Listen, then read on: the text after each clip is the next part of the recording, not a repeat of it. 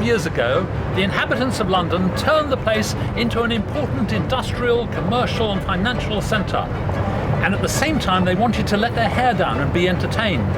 In the Middle Ages, they couldn't do this because what went on in the city was strictly controlled by the city fathers and the Lord Mayor. So they sneaked over and set up places of entertainment south of the river, where the authorities couldn't touch them. These street names give us a clue about the kind of amusements that used to go on in this entertainment hotspot.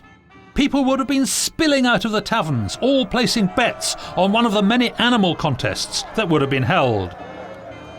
Bear baiting, bull baiting and cockfighting were all hugely popular. The South Bank was also where many of London's first theatres sprang up in the 16th century. They too had to be outside the city limits because of the effect they might have had on public morals. In 1599, a company of players including Richard Burbage and William Shakespeare put up the money to build what became the #1 theatre on Bankside, the Globe. This is actually the third Globe to be built here. The first one was about 200 metres that way. And the area then was all marshland, so they had to build a platform of lime and brick to put the thing on. Now, it's right across from the city, and people would come across here by boat because the only crossing was London Bridge, and that's half a mile downstream. It's a mile round trip. So they'd run up a flag to show, like that red one at the top there, to show that a play was about to begin, and then people would get in their boats and come across. And there was also colour coding. So there was a black flag if it was a tragedy, a white flag for comedy, and a red flag for history.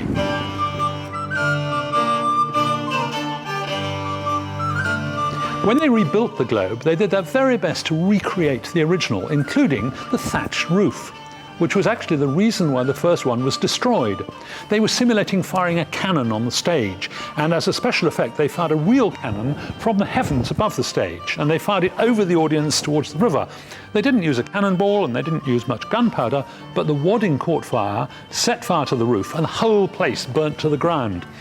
Luckily, everyone escaped unscathed apart from one member of the audience. His breeches caught fire, and they had to put him out with a bottle of beer. Anyway, after the Great Fire of 1666, no thatched roofs were allowed in London at all, and this modern Globe is the single exception to that rule. Isn't it wonderful?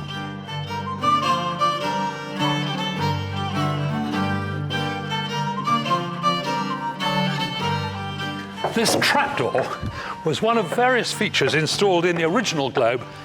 They really wanted to surprise and amaze their audiences, and the effects had to be good, because if they were feeble or if the sword fights were no good, they'd get heckled by all this audience crowded round. And all these things had to be done on the cheap. For example, these wonderful marble pillars are actually tree trunks painted to look like marble. It's all a great con. They feel solid enough. The whole of the stage is designed as a sort of mini cosmos. Down there, it's hell. I know, I've been there. Up here, it's the earth, and you see it's all painted in sort of greens and browns, earthy colours. And look at the ceiling. Wonderful cosmic ceiling, with all those symbols and moons and things floating about. And quite often they would fly in actors on ropes as gods and angels and so on. But of course, it's quite tough for a modern actor, because this place now attracts both audiences and actors from all over the world. And when the actors come here, they're used to all sorts of modern equipment, but here they have to adapt to an Elizabethan stage. Now, Nick, you're an actor. Are you playing here something? I'm playing Antony and Cleopatra. That's more than half the play, isn't it? Antony is 2/3 of the play. He goes on and on and on. I think Interminably. second to Iago, it's the largest you can do. What's this place like compared with a normal theatre? The difference is, I think, more from the audience's perspective than the actor's perspective. As you come into this space, there is nothing between you and them. It's a shared experience. You can actually touch one another. You can touch one another. They lean on the side of the stage, and actors fall down and they'll be touched. The audience will go, oh, like this, and they will touch them. There's nothing to separate you from that. So it's like a much more shared experience. It's very intimate. And presumably they throw things at you from time to time. Not yet. I'm not ruling it out. And you, of course, there are no lights, are there? I mean, I hadn't thought of that. It's daylight, so that... It's daylight. You can see everybody. You can see people you know. Right, so with the spotlights in your eyes, you can't see the audience. well, perhaps you'll see the first few rows, but you won't be able to see anybody. You're blinded. You're separated. Yeah. It's a wonderful, invigorating experience. And the dynamic of the building and the wood and the acoustics. It's like nothing I've ever experienced. Well, for me, I've played an RSC and NT. I think this is the most vigorous, alive experience of playing Shakespeare I've had. It's and the acoustics, you don't need microphones or anything. You can speak straight to the top. Yes, you can. You have to be clear. But certainly you can. You can be quite intimate. I have to say that being up there, you have got a tremendous sense of, you start projecting and your voice, you can hear your voice. It's a beautiful feeling, isn't it? Yes, lovely. And to know that there's no metal in any of this, that it's all Dowling and old green oak. Wonderful. And that you're experiencing a time warp. It's an Elizabethan feeling. First time I came on the stage, I became very tearful. It was such a profound experience of the source of our most beautiful literature.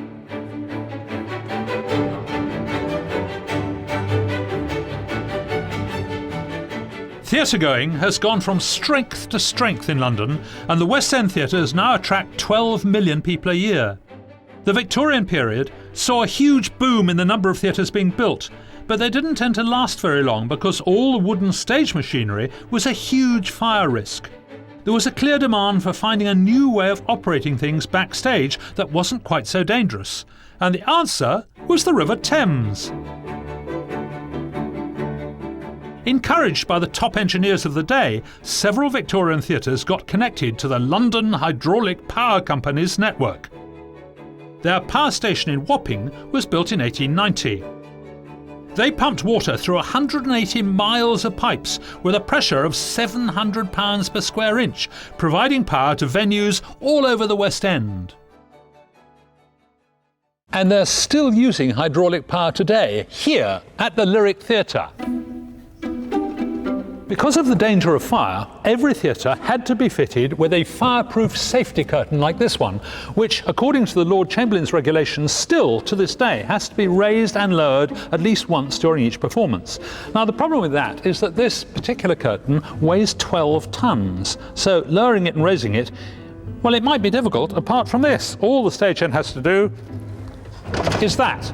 And that lets the water in, and the high pressure water in these pipes pushes up hydraulic rams like pistons, and the pistons raise the curtain as though it was made of plywood. Isn't that fantastic?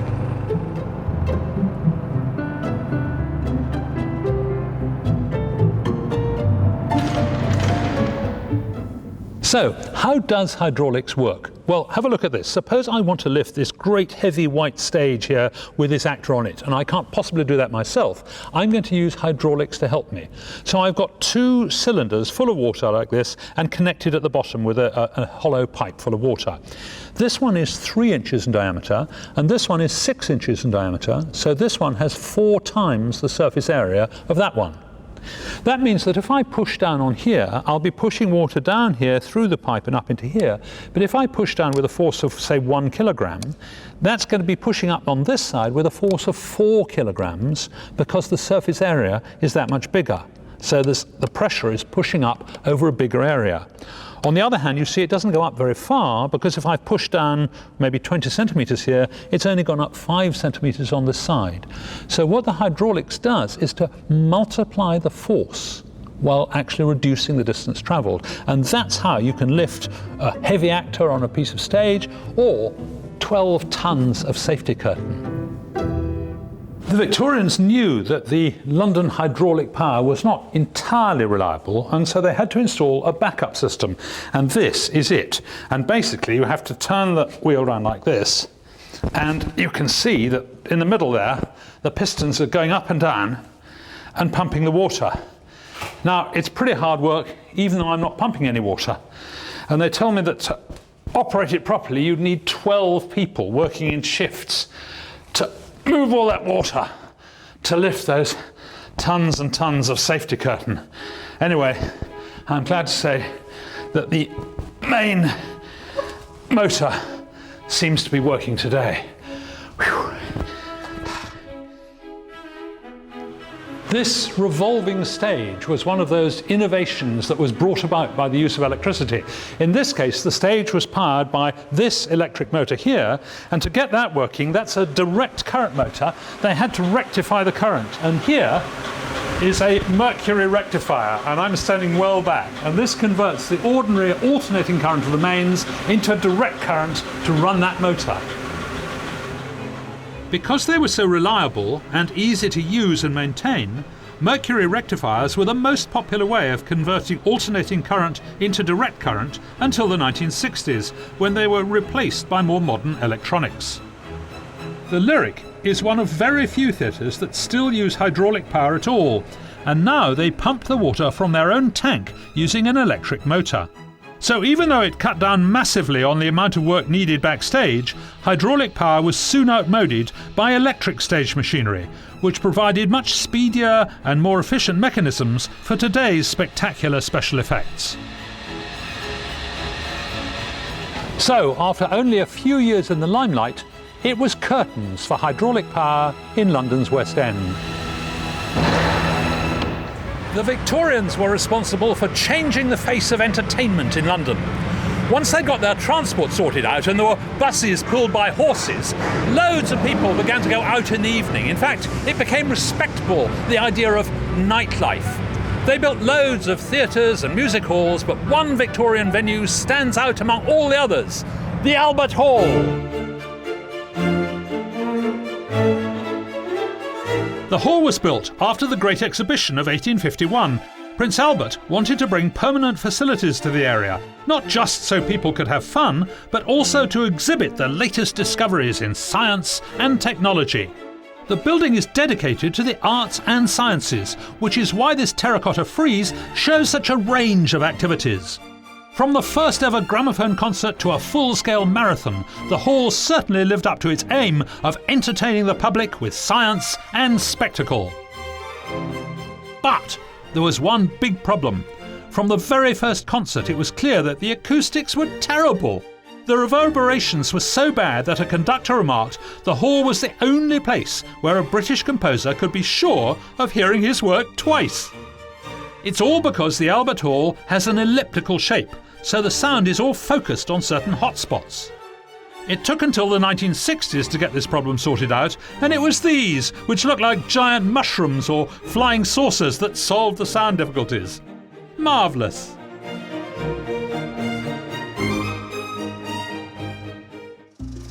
Of course, not all Victorians went to grand venues like the Albert Hall to enjoy themselves, and the travelling fun fair has been providing entertainment for people from all social classes for centuries. Early fairs were really just a few amusements to entertain people trading at markets, but soon they included performing animals, fortune tellers, and illusions performed by dedicated showmen. The Carter family have been restoring all these wonderful rides to their former glory since the 1970s, and they travel around London and Berkshire every summer.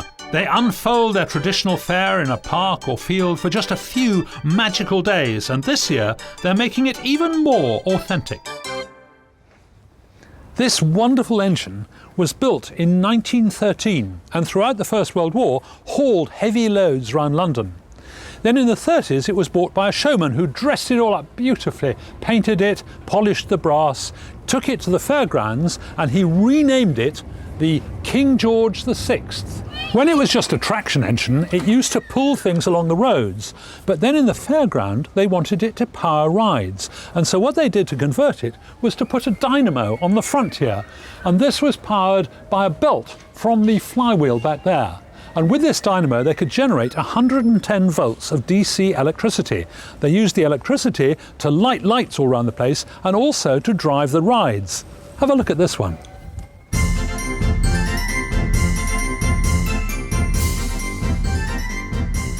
Now, Joby, you don't still use the engine to power this ride, do you? Yes, we do. And we've been using it all season. Fantastic. And it pulls the loads on the roads, moves them along like it would have. And at the weekend, you put the belt on and it generates power for the ride, just as it did. Amazing.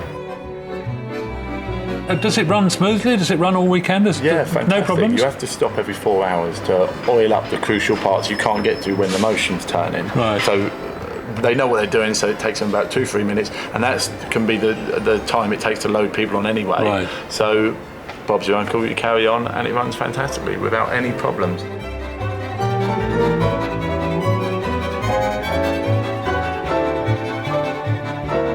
And what's this particular ride called? This is called the Ark, but it's been known since Teddy Andrews bought it in 1938 when it was 4 years old. He even renamed it the Jungle Thriller. And why jungle? Was that a sort of way of drawing people in?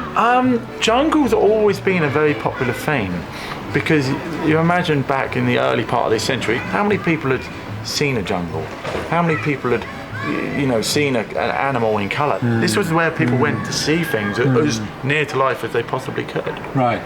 So, Joby, this is a carousel, yes? Gallopers. We don't like to call it carousel. That's what they call them on the continent. Ah, okay. And is there any difference otherwise? The difference is gallopers go around clockwise. Yeah. All to do with the way a lady sat side saddle. She'd sit facing this way, right? Which would be the same way she'd be facing in the direction of the road would go. We drive on the left-hand side. Okay. Now in France, Germany, America, they drive on the other side. Therefore, they sat side saddle facing the other way, so the horses went the other way. They call them carousel, we call them gallopers. Gallopers, yes. Okay. And what powers all this lot? The steam engine in the centre. In the middle. Can we go and have a look? Yes, certainly. When was this engine built? 1895 it was built. So it's 115 years old, 111 years old, and still running? Yep, still going Fantastic. on strong. Can I put a bit more coal in? Of course, yes. Okay. I'm going to get dirty hands, aren't I? Oh, yes. well, can't be helped. Bit in there, that ought to do. Okay. So, can I have a ride? Yes. Which horse would you recommend? I think you should go on my son's horse, John, on the outside. On the outside. Okay, thanks. Get ready to power her up.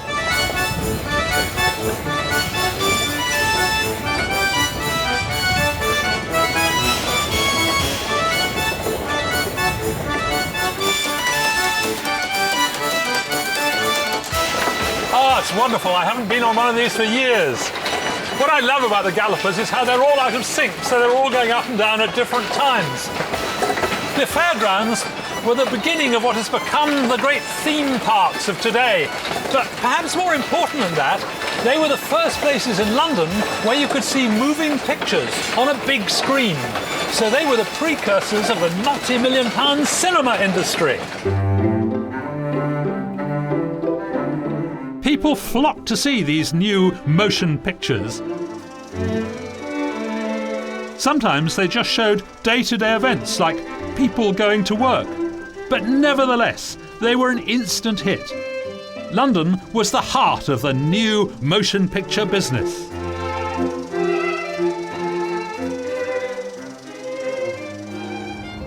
This is Portobello Road on Notting Hill.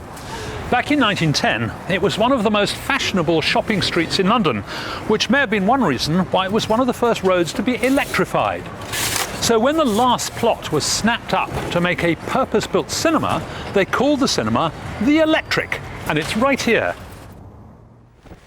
Because this was the first purpose-built cinema, the architect had to rely on previous experience of music halls. So essentially this is a music hall.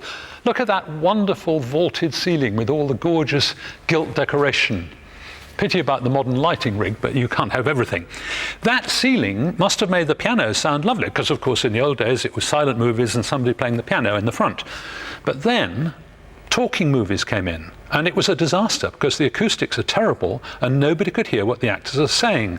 So to try and soak up some of the excess reverberation, they put in these soft panels.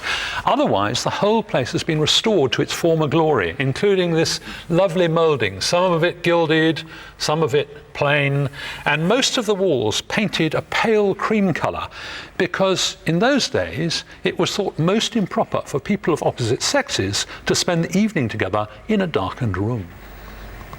When the Electric was first built, it must have been a real flea pit because there were 365 seats in it. It's now become a luxury cinema. Just look at this, leather upholstered armchairs, very, very comfortable. Wonderful footrests, look at that.